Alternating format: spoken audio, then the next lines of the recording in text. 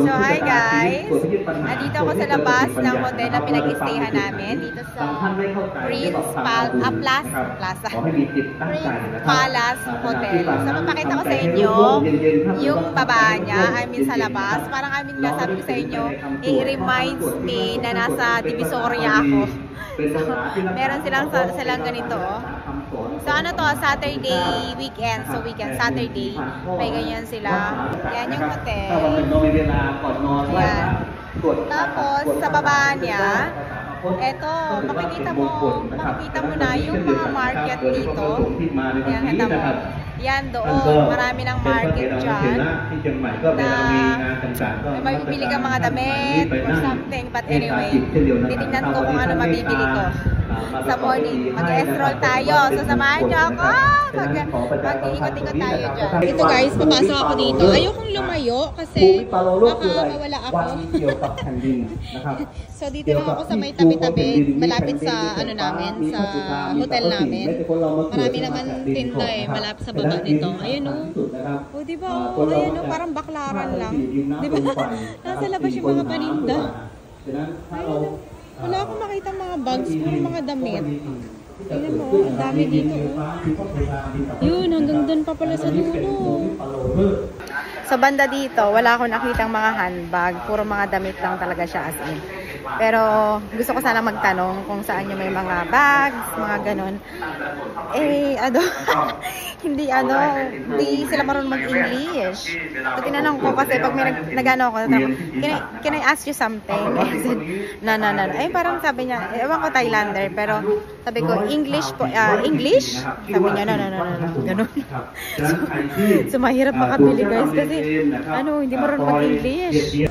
So, ito naman guys, sa kabilang side tayo. Ayan yung mga, parang ang tawag nila dito, tuk-tuk. Yan, tawag nila dyan, tuk-tuk. Dyan kami sa Makay kahapon.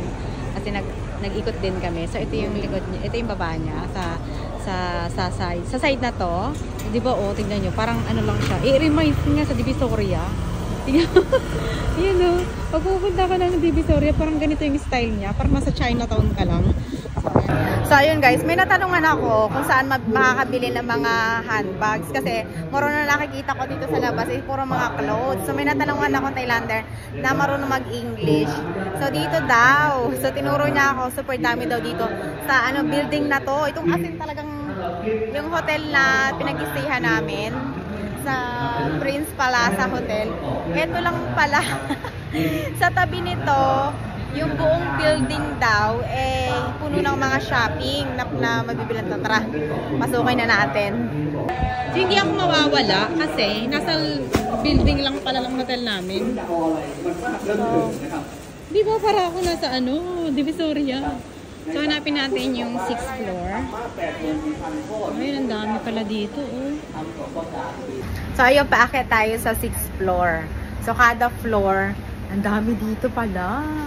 Ayun, para ako nasa 999. Yun sa Divisoria, o kaya 668. Ito, ayun, ito, nasa 5th floor na tayo. Ayan, napakita ko sa inyo paikot. Ayan. Ito yung 6th floor. So, 5th floor. So, akit tayo ng 6th floor. Kasi dun daw yung may mga, mga handbag. So, ito may mga, dyan, panty. So, ito puro clothing din, Ayan. Ito yung 6th floor. So, parang pinaka last floor. Bababa na ako ng 5th floor. Wala akong nakitang nagustuhan ko. Ang kaibahan lang sa sa Divisoria. Kasi parang tutulad talaga. Ito dito, walang ganong tao dahil kahit weekends. Mga ilan-ilan lang yung masasalubong mo. Ba ako dito sa 5th floor, more on clothes. Ayan, clothing, dress. So, tingin tayo ng dress. So, 200 baht. Ayan. Kung i-work ko siya, 200 baht. So, 300 pesos. Ganun. Pinakonvert ko lagi. Is the same? The price? Same, 180. Ha? 180. 180. This is makita. Yun, maganda siya. Mas maganda to. Kasi, pwedeng pambuntis. Charot! Buntis yarn. Ganda niya. Ito, Wala.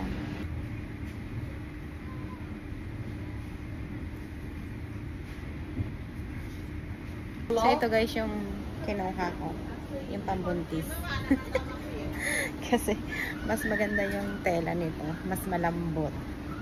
Para sa akin. Mas malamig. Tsaka mas mapresko. So ito yung kukunin ko. 180 baht.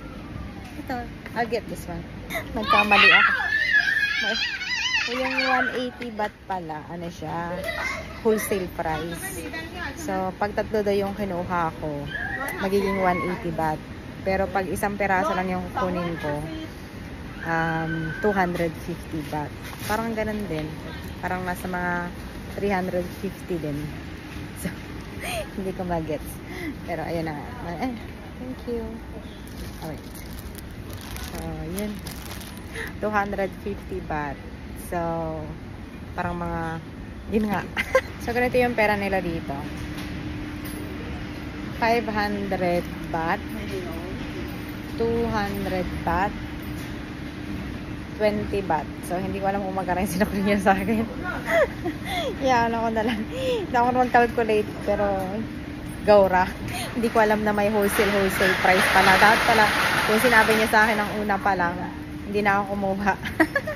Pero anyway, it's okay. So, baba naman tayo sa 4th floor.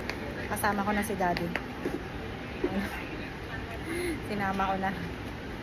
Para titingin din daw siya ng kanyang mabibiling mga damit. Daddy, oh. It's nice. Ayan, ikot-ikot muna kami. Okay, may nakita si Daddy. Ha? How much? God. How much? 350 per piece. 350 per piece? 10 around. Oh my God, that's scary. Who is that anyway? Ganyan kasi yung mga gusto ng mga anak ko. Mga malalaking t-shirt, diba? Baliktad. Ang nanay gusto crop top. Yung anak gusto malalaking t-shirts. Ikot-ikot muna tayo. Di ba ang dami nito sa Divisoria? May ganyan sa Baclaran. Ang dami rin ng ganito eh. Medyo, kung ito compare ko yung price, actually is almost the same lang. The same. Pero, minsan may mura din dito. Mura din. This person just keeps looking at me. Yeah, when? It's like, No what's she harm. looking at? No arms. Mga flowery. Oh. Ito naman yung 5th floor na tayo. Ganito pa rin. Sobrang dami pa rin siya. Yung iba close na. Pero mostly ganyan yung tinda nila. Paikot lang. And ayan. Dami, no? Nakalabas na kami. Tapos meron na naman silang dito sa labas. May something na naka-display. Pakita ko sa inyo ha. Ito. Ayan. Parang there's a ceremony. Totoo? Yeah. Totoo. So, pamasahe, 80 baht. So, parang mga sa 120. Ganun. Punta kami dito sa kakain dinner. Ha? What's that? No change? No change na rin? Oh, it's 100. Walang panukuli. Pero okay lang. Turista naman kami, kaya medyo pricey yung it's fine.